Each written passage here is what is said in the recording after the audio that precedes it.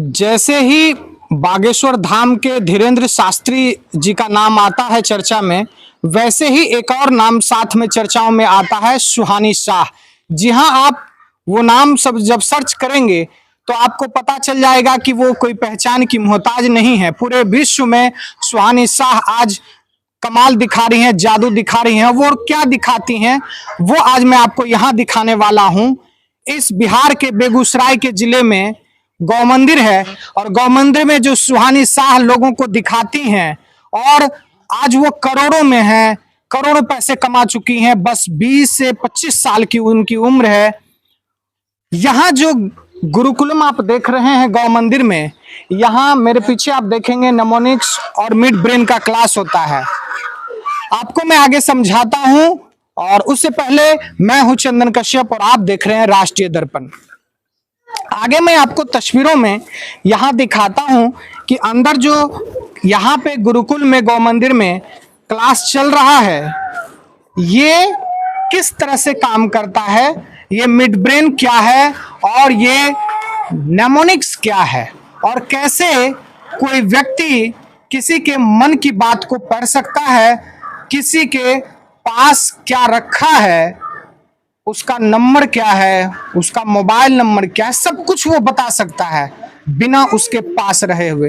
तो हम सबसे पहले बात करते हैं, यहाँ के संचालक बालाजी सर हैं, उनसे हम बात करते हैं और पहले जानते हैं इसके बारे में कि ये है क्या। गौ मंदिर गुरुकुलम के संचालक हैं बालाजी सर, हम इनसे जानते हैं कि ये नेमोनिक्स क्या है, मिड ब्रेन क्या है और ये जो बच्चे यहाँ पे पढ़ रहे हैं इनके जीवन में, इनके पढ़ाई में क्या महत्व है और आगे ये इससे क्या लाभ ले सकते हैं। तो सर बताएं इसके बारे में कि नेमोनिक्स क्या है।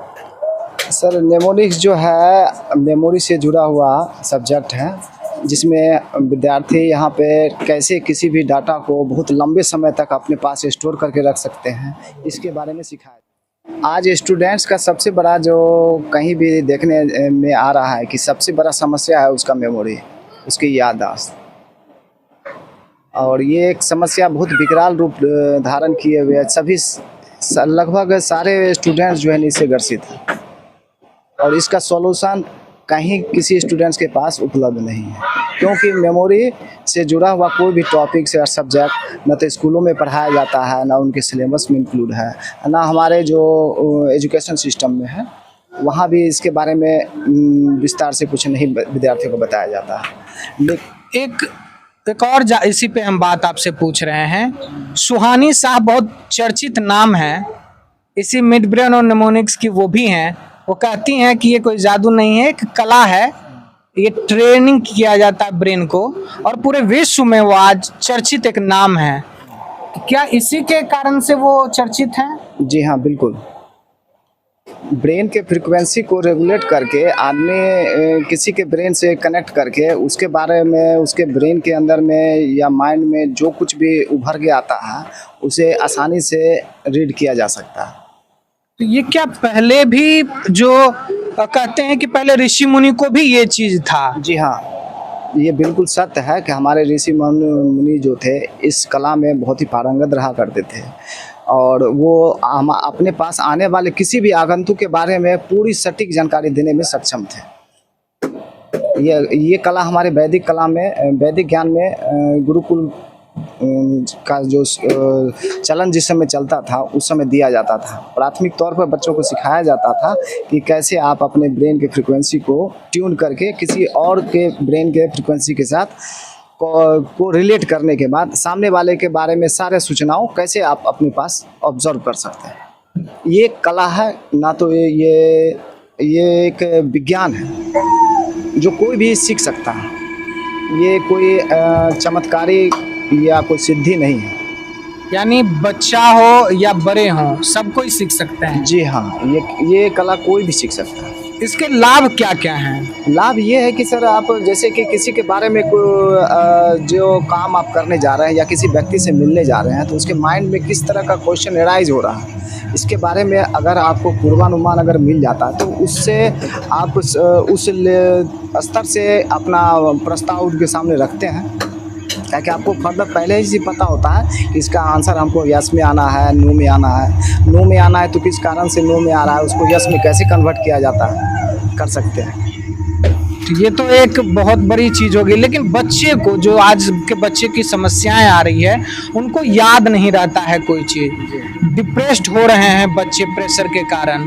कोटा में आप घटना देख रहे हैं सुसाइडिंग टेंडेंसी हाँ, उनको प्रेशर के कारण कोटा में बच्चे को सुसाइड कर ले रहे हैं। तो क्या ये कहा जा सकता है कि अगर पढ़ाई के साथ नेमोनिक्स और मिड ब्रेन, इस दोनों को साथ में कोर्स में कर दिया जाए और ट्रेनिंग जोड़ दिया जाए, तो बच्चे कुछ अलग प्रतिभावान बन सकते हैं? बिल्कुल सर, यही एकमात्र, और दूसरा कोई ऑप्शन है भी नहीं हमारे एजुकेशन सिस्टम में। लेकिन बहुत बड़ी विडम्बना है कि हमारे एजुकेशन सिस्टम से मिड ब्रेन और नेमोनिक्स जैसे जो कोर्स हमारी वैदिक ज्ञान है से पहले जुड़ा हुआ था, उसको हमारे सिलेबस से बिल्कुल दूर कर दिया गया है। आज जो स्टूडेंट्स पर किसी भी तरह का कोई भी पढ़ाई है, इतना ना स्ट्रेस डाल दिया जाता है याद करने के लिए, लेकिन याद करने की कला नहीं सिखाई जाती है। याद करना है, करके आ जाना है, लेकिन कैसे करना है, क्यों कैसे हमारा मेमोरी काम करता है, उसके बारे में कुछ भी नहीं बताया जाता है। जिस वजह से चूँकि उसके पास पढ़ने के लिए बहुत सारा सब्जेक्ट होता है, मेमोराइज करना होता है, वो एक चीज़ को जब हम तैयारी कर लेते हैं, याद कर लेते हैं, फिर दूसरा डाटा जैसे ही आता तो पहले वाला डाटा उसके मेमोरी से निकल चुका होता है। तो ये कला सीखना सभी स्टूडेंट के लिए महा जरूरी है कि किस तरह से हम बहुत सारे डाटा को एक साथ स्टोर करके एक लंबे समय तक अपने पास बरकरार रख सकें। यानी कह सकते हैं इसको कि ये जो नेमोनिक्स है, इससे हम ब्रेन को ट्रेंड करते हैं। जी हाँ, ये हम अनट्रेंड मेमोरी को ट्रेंड मेमोरी में कन्वर्ट करते हैं। ये जो वीडियो में हमने अभी दिखाया कि बच्चे को आप सुला देते हैं और एक साउंड बजाते हैं, ये क्या है? ये सर, ये बच्चे को ट्रांस में ले जाने का, माने कि ध्यान के और जो उच्चतम अवस्था है, तो उसमें ले जाने का एक कृत्रिम व्यवस्था है। हमारा जो जीवन शैली इतना ना व्यस्त होता है, आज हमारे जो छोटे छोटे बच्चे हैं उन पर भी इतना ना ज़्यादा वर्कलोड, इतना ना ज़्यादा प्रेशर होता है, वो अपने माइंड और ब्रेन को शांत नहीं कर पाते। और यहाँ ये कहा जा सकता है कि उन्हें शांत करने का कोई विधि बताया ही नहीं जाता। तो ये साउंड से आखिर क्या होता है?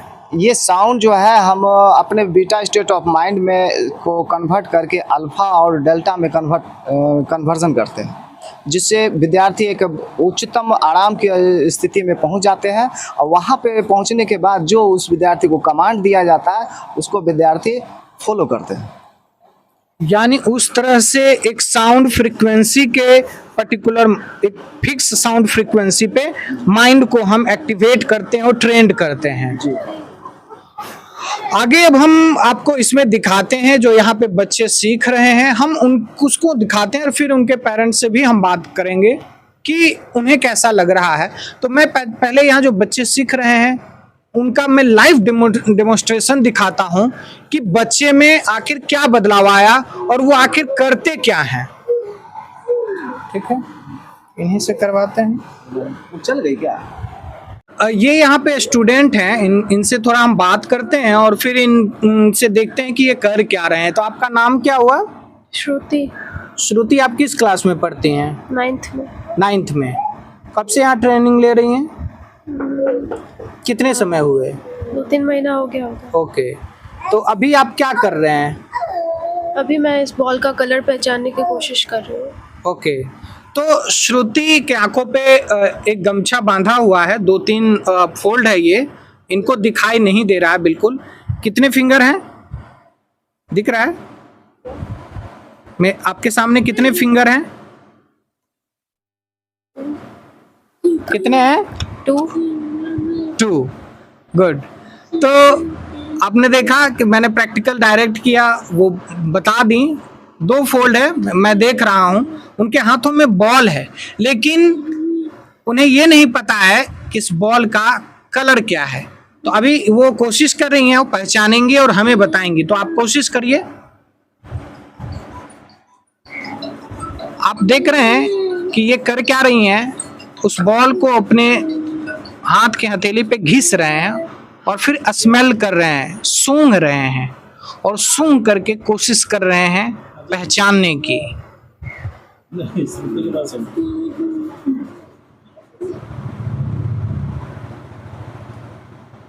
गुड। कौन सा कलर है? ग्रीन। ग्रीन। तो आपने देखा कि ये ग्रीन कलर का बॉल पहचान गई कि ये ग्रीन कलर है। इसी तरह से और भी चीजें हैं जो इन्हें, जैसे हमारे पास एटीएम कार्ड होता है और अलग अलग चीजें होती है, एटीएम कार्ड, पैन कार्ड, वो अभी ये नहीं, क्योंकि विद्यार्थी हैं तो ये अभी छोटी छोटी चीजें इन्हें इस तरह से कलर पहचानने दिया जा रहा है और इस तरह से इस पे क्या पिक्चर बना हुआ है, उसके कलर क्या है, क्या लिखा हुआ है, इस तरह से एक एक करके इन्हें ट्रेंड किया जाता है, ये पहचानते हैं। और ये प्रक्रिया है, ABCD जिस तरह सीखते हैं उसी तरह ब्रेन को ट्रेंड करने की एक प्रक्रिया। इस तरह से छोटी छोटी चीजों को ये सीखते हैं और फिर आगे चल के यही एटीएम कार्ड के नंबर बता देते हैं, पैन कार्ड के नंबर बता देते हैं, आप अपने मोबाइल में क्या नंबर टाइप कर रहे हैं वो बता देते हैं। और फिर ये स्टेज, जैसे अभी बाला सर ने बताया कि माइंड का एक स्टेट है, वो स्टेट हाई होते चला जाता है।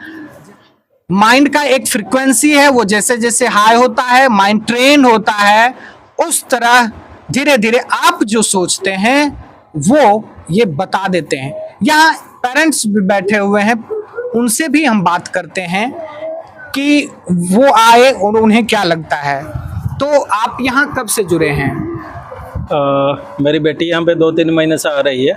अच्छा। तो जब बालाजी सर से मेरा जब मुलाकात हुआ, मुझे उन्होंने बताया कि मिड ब्रेन ऐसा एक्टिविटी है जिसमें हम बच्चों की 15 साल के नीचे जो बच्चे हैं उनकी हम ब्रेन कैसे एक्टिविटी कर सकते हैं, उसके लिए कुछ माध्यम है उनके पास। तो मैंने आके यहाँ पे देखा, प्रैक्टिकली देखा बच्चों ने जो यहाँ प्रैक्टिस कर रहे थे।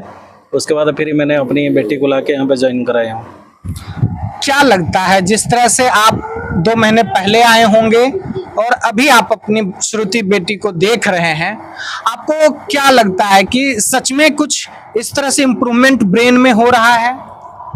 हाँ, जब से अभी आपने प्रैक्टिकली देखे कि उसने बॉल की कलर पहचान ली, तो इसमें एक्चुअली जो हमारी सेंस ऑर्गन्स है, जैसे हमारी आंख बंद होने जाने के बाद भी हम अपनी दूसरी सेंस में वो जो सामान हमारे पास है उसको हम सेंस कर सकते हैं, यानी वो क्या प्रोडक्ट है और क्या उसका कलर है और आज क्या लिखा हुआ है।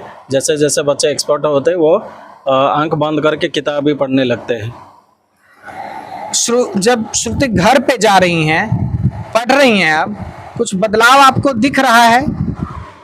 हाँ, इसमें हम देखते हैं कि उसके अंदर पॉजिटिविटी आ रहा है और उसकी कंसंट्रेशन भी बढ़ रहा है। इसके अलावा जैसे निमोनिक्स और एक यहाँ पे सब्जेक्ट है, वो अभी यहाँ पे शुरू नहीं हुआ है। तो सर बता रहे हैं कि जैसे वो सब्जेक्ट करते बच्चे उसकी जब प्रैक्टिस करते हैं तो उसमें इवन 20-30 वर्ड्स अगर रैंडमली हम किसी बच्चे को बता दें और उसको वो याद कर लेती है और उसको उसी सीक्वेंस में उसको बताने लगती है। आपने देखा कि किस तरह से हमने श्रुति से भी बात किया, उनके पिता हैं वो भी आए हुए हैं, उनसे भी हमने बात किया।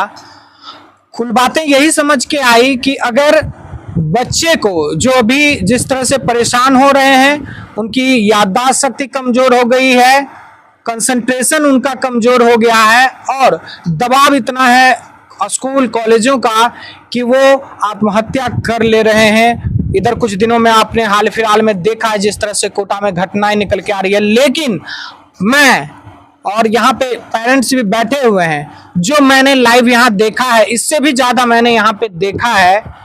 अगर बच्चों को ये ट्रेनिंग दिया जाए तो वो बच्चे सचमुच जो करना चाहते हैं, जिस लक्ष्य को पाना चाहते हैं अपने जीवन में, उस लक्ष्य को वो प्राप्त कर सकते हैं। मैं हूं चंदन कश्यप, आप देख रहे हैं राष्ट्रीय दर्पण।